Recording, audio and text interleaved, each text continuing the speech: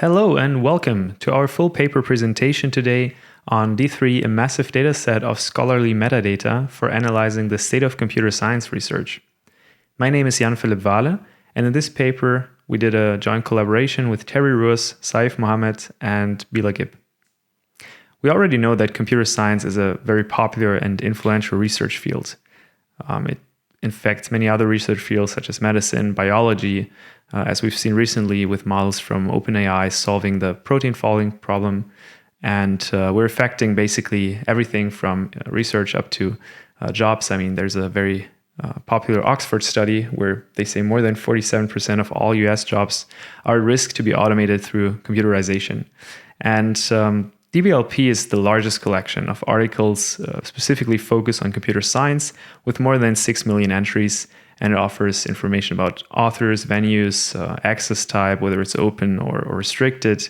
It just misses those crucial semantic information and content about the actual paper, such as like abstracts or bibliographies, citations, affiliations, and so on. And this information is crucial because we want to analyze the content and the impact of works over the citations or the bias using the author's affiliations and so on. So we're motivated by this limitation of DBLP, which we now propose a dataset, the DBLP Discovery Dataset, or D3 for short, that combines metadata from DBLP with additional data from the actual full text. And here we show a simplified version of the dataset retrieval process. So we use links to articles or DOIs to retrieve the full text of entries from DBLP, and then process the articles and merge their data together with DBLP's entries. So doing this for more than 6 million publications is a bit more technical than portrayed here, which is why we implemented a parallel and asynchronous routine. So there's many processes.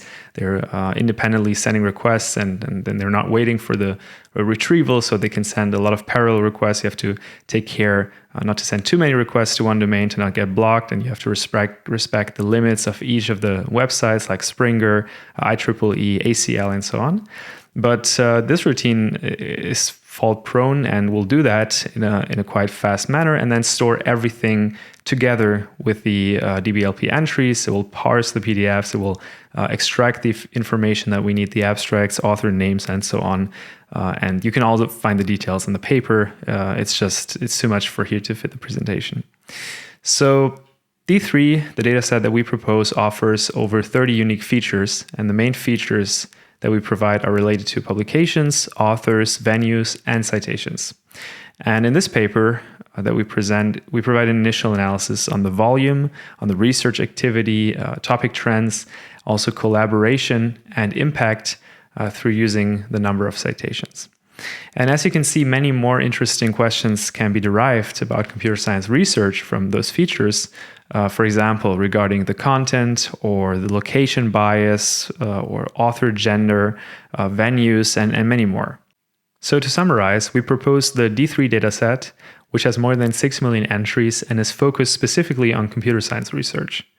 D3 has 32 unique features and has a very lightweight format, is accessible, and we also include abstracts in addition to titles, at least for the openly available papers, to enable a semantic analysis. So our analysis in this paper starts with looking at the volume of computer science research. So here we plot the number of publications in logarithmic scale over the time from 1936 to 2021. In orange, we also plot the number of authors in a linear scale. We observed that computer science research is growing exponentially, and from 1952 to 1962, so in 10 years, the number of annual publications also increased by a factor of 10. Wow, that's a lot. On average, the number of publications is growing 15% annually. If you compare that, for example, by a GDP growth of 2 to 3% a year or an equity market growth of 5 to 7% in the US, this number is actually really high. As we collected the data set until December 2021, not including the last months of December, we see a slight decrease in the number of publications and authors in 2021. This will be updated in a following release, including the month of December then. Next, we show the total number of authors that have published at least one paper, 2 to 5 papers, 6 to 15, 16 to 100, or more than 100 papers. We find that 45%, or almost half, of all authors published only one paper, while around 20% have published 6 or more papers. And this pattern is quite similar to a study done on an NLP-focused repository, which is the ACL anthology. So LREC is also part of this anthology, and all the ACL events and some other events are part of this anthology. And since we have all the entries from the ACL anthology also here in D3, we can use the data set in the future to compare those sub-areas like NLP with others such as computer vision and analyze their differences regarding research activity.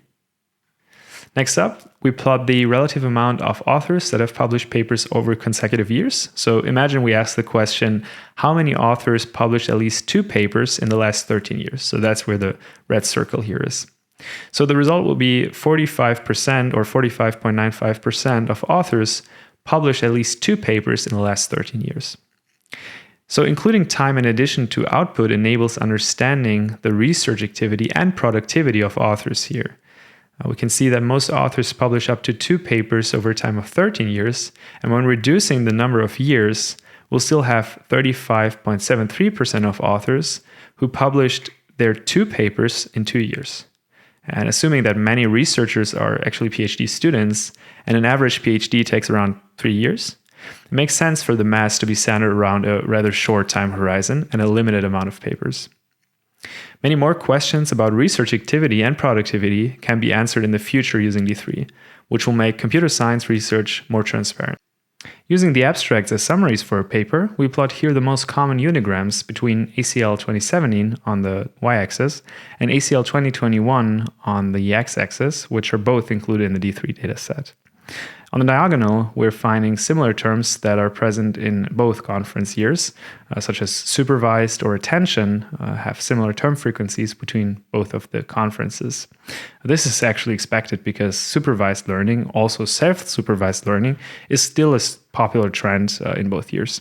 And attention has been used in LSTMs back then, it's now used also in transformers, so this probably has not changed that much.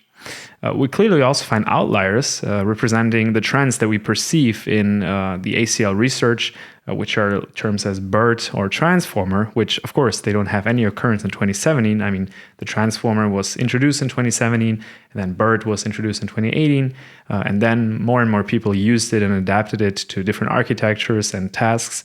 In 2021, the term BERT occurs over 90 research papers in ACL. And this just underlines the model's popularity now. Next, we look at the bibliographies and the citations within D3. There are 2 types of citations. So basically, the incoming citations means how many papers cited the work that we look at. So how many citations did the paper get? And the outgoing is just the number of references in a work, in the bibliography. So the number of references used in bibliographies increased actually quite a lot. So we have a cubic approximation here.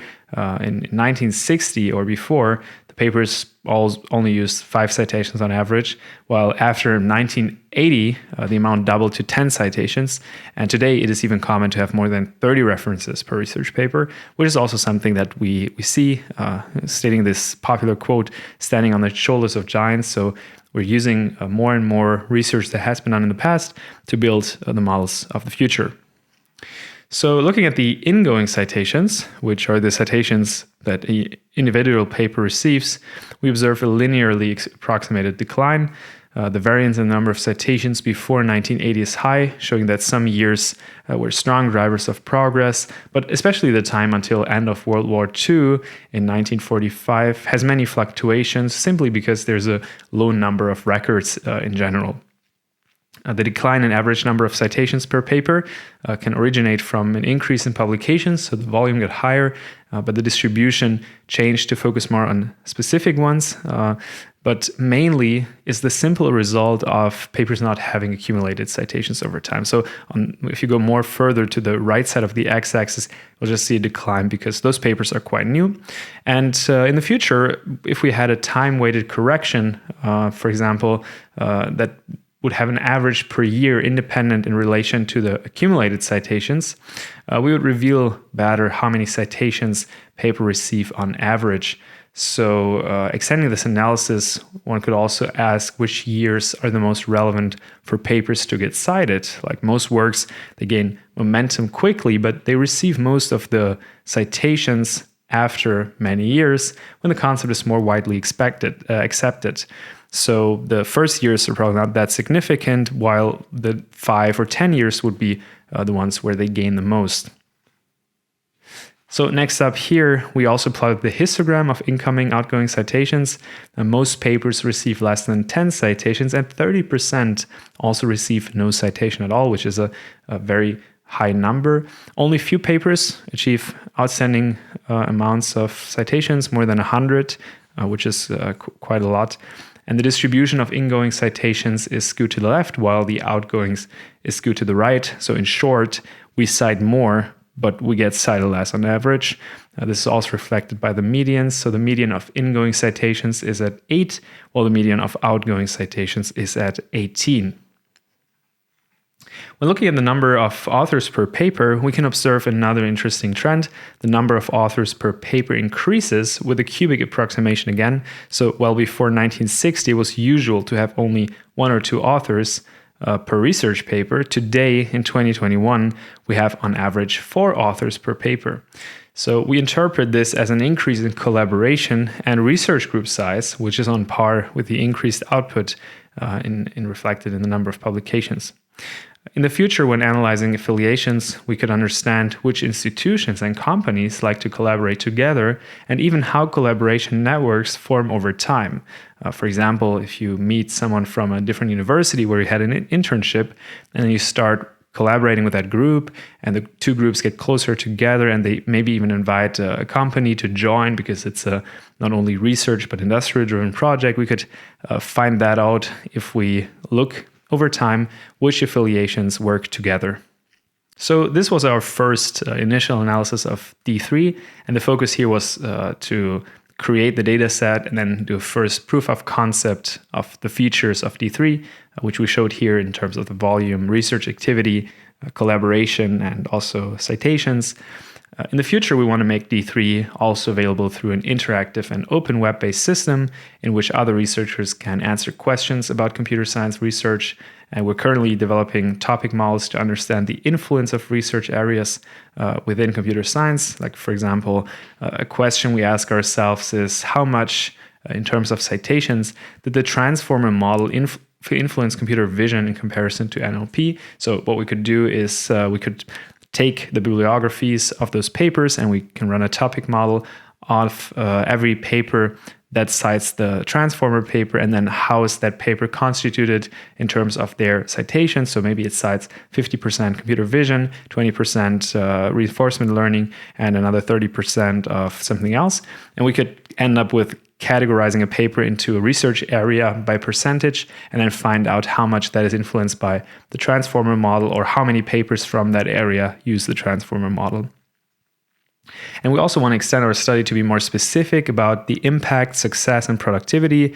We showed in this research that there are indicators for research activity, but we left open how to define impact by citations or productivity by the number of papers over time, or even how to define a successful author. So that's also something we want to explore in the next paper.